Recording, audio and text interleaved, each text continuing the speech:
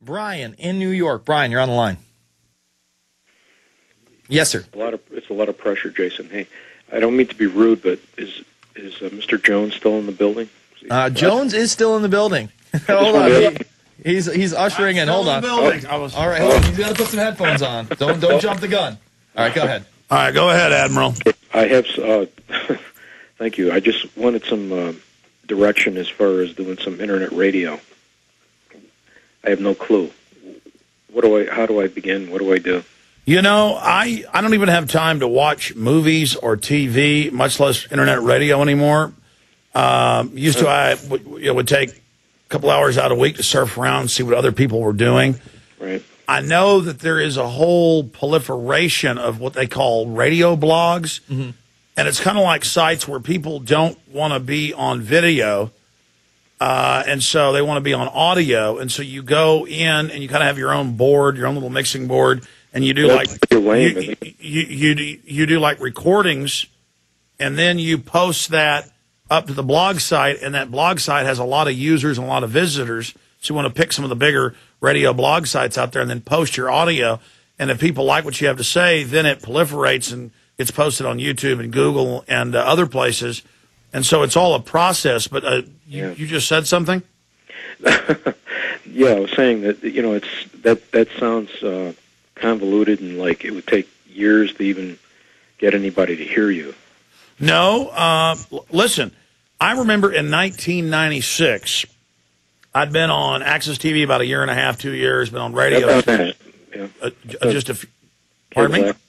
No, I've done cable access, but, you know. Well, that's huge. I mean, that's great. But, I mean, hold on just a minute. I mean, you're saying convoluted. What I'm saying is I remember a local IT guy having me come over to his house 10 or 15 times to do an internet radio show when nobody was doing it in 96 and having dozens of listeners and getting phone calls. And let me just say this, you know, my show is often bigger the next day on podcast than it is even here streaming live, Alex. But that's what I'm trying to say to the guy is that Rome wasn't built in a day.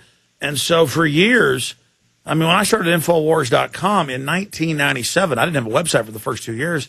You know, I was getting excited, getting a couple hundred views a day. And then it was a couple thousand and then, a couple million a month.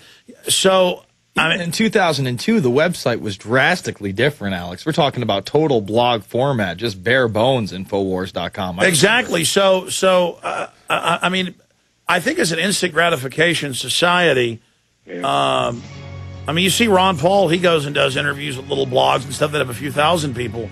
Sir, I would just challenge you to not overthink the whole thing and think something's beneath you. I would challenge you to just go ahead and get a show and do something small. Because even if you wake up one person a week, that's a precious thing. So I would do a show each week, and then I would upload it to 4 or 5 different blog sites. And then you'd have a lot of different audiences. All right, take care. I'm out of here.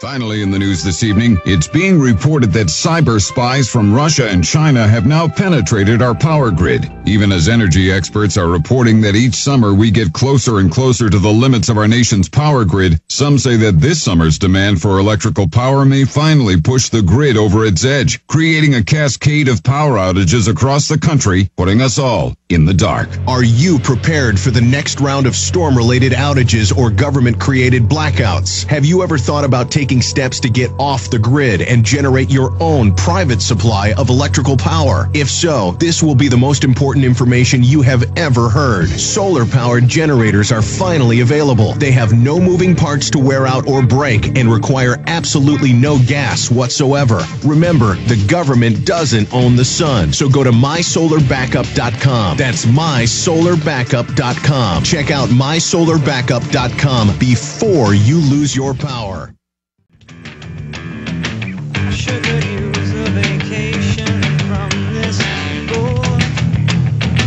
Lawmaker accuses Fed of cover-up in Bank of America deal. And we reported on this on Monday. More revelations. The Federal Reserve sought to hide its involvement in Bank of America Corp's acquisition of Merrill Lynch as Merrill's financial condition worsened. The top Republican on the House Oversight and Government Reform Committee said on Wednesday, really?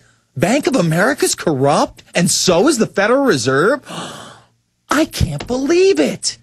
And meanwhile, the media is just praising the fact that we're about to give the Federal Reserve carte blanche powers. No one's mentioning 1207. No one's talking about auditing the Fed. No one's talking about how it's already going to go before the House because of all the co-sponsors. Meanwhile, only 2 senators have signed on for the Senate hearings that will probably never take place. And we're just going to have to tape the C-SPAN hearings and actually tell people they existed, because otherwise it just doesn't exist. There was no opposition to the Federal Reserve takeover. They're great. They're saying they're going to save us like they saved us from the Great Depression. This is a good thing. Well, folks, it's not a good thing. It's a very bad thing. I promise you. But you'll just have to taste it for yourself. Meanwhile, all around you, they are working out ways to have you get accustomed to this cashless society control grid. Mobile money seen as chance for world's poorest. You see that trying to appeal to the poorer people. Being able to use a mobile phone for money transfers, bill payments, and even savings would give some of the world's poorest people the chance to become part of the financial system. Telecom providers and bankers have said, with microfinance is estimated to have reached about 100 million people through institutions such as Greenham Bank and small-scale community projects. Telecoms industry group GSM Association reckons that almost 4 times that number who currently have no bank account could benefit from mobile financial services. The Greenham Bank model works, but the scalability is limited, said Hans van Rensburg, chief executive of mobile financial services provider Fundamo, said on Wednesday. Has anybody noticed that the iPhone is basically like a Star Trek phaser? The only thing it doesn't do is shoot the laser beam. It does everything and more that a phaser does on Star Trek. And cell phones are just going to get, better and faster. And like I said, everything's easier by phone. The transactions can be as small as 30 cents at a time. And mobile financial service providers aim to reach more than those living on less than $2 per day. They're planning to put this to the poorest first. They love to beta test on the poor. 866-582-9933, taking your calls all evening. And one of the big things that I do think that we can have a win, a W, we can combat is this carbon credit system, the carbon tax that Jones just talked about. I'm going through video for my film Invisible Empire today. I'm going through Davos 07, Rupert Murdoch, guy from Goldman Sachs is up there, Gordon Brown, big globalist, Israelis. I forget what position she had, but she had a huge Israeli position in the ministry. I think she was part of the Department of Ministry. Anyway, the guy from Goldman Sachs starts spouting off and lying, say, oh, this green movement is great, it's so grassroots, and everybody I work with wants a carbon credit system. It just came out of nowhere.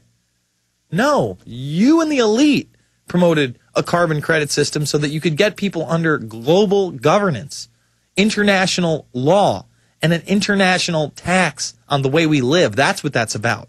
Give me a break.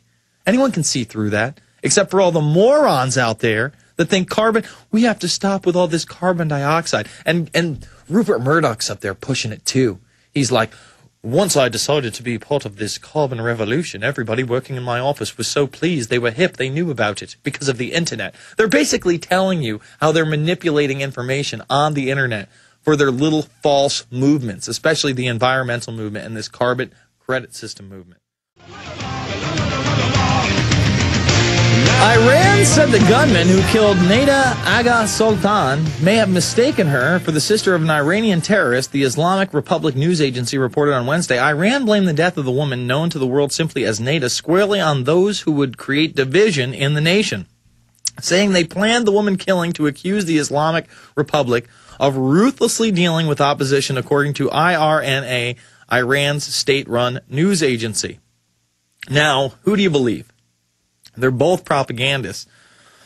I'm not sure I'm going to give anybody the benefit of the doubt on this one, but at the same time, and it is just, I don't like watching snuff films, folks. I got to tell you, it's not one of the more pleasant. I know there are people on there that get off on it, that, horror pictures like House of a Thousand Corpses aren't enough.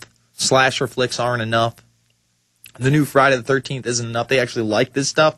But I don't appreciate it when I have to click on something because it's made national news so I can see a woman die in people's arms and then blood rush out of her eyeballs, nose, and mouth. No, thank you. Not what I'm into.